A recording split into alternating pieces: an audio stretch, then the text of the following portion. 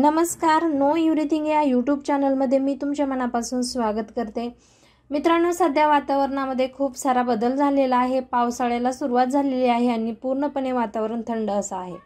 तर वातावरणातील बदलामुळे ज्याही व्यक्तींची प्रतिकारक शक्ती कमी आहे अशा व्यक्तींना लगेचच सर्दी खोकला होतो।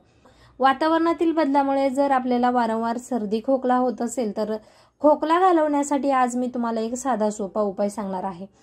तर खोकल्याचे दोन प्रकार असतात, एक कोरडा खोकला आणि एक ओला खोकला म्हणजे कफाचा खोकला। तर कोरडा खोकला होण्याचं कारण म्हणजे आपल्या घशामध्ये फक्त इन्फेक्शन झालेलं असतं। अशा वेळेस आपल्याला सतत वारंवार खोकल्याची उबळ येत असते। हाच कोरडा खोकला घालवण्यासाठी आज मी तुम्हाला एक अत्यंत साधा सोपा आणि उपयुक्त असा उपाय सांगणार आहे, अगदी आयुर्वेदिक असा आहे।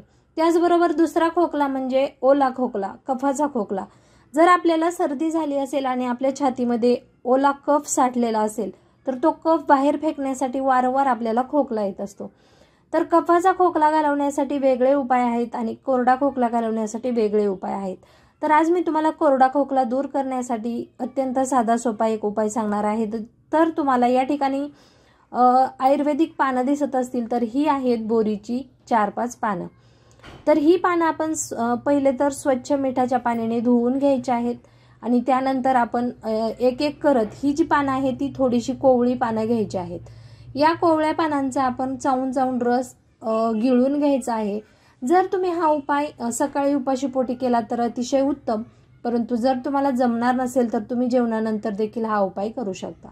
दिवसातून तुम्ही 2 वेळेस हा उपाय करा आणि सलग 3 दिवस उपाय केल्यामुळे तुमच्या घशातील इन्फेक्शन पूर्णपणे बरे होणार आहे।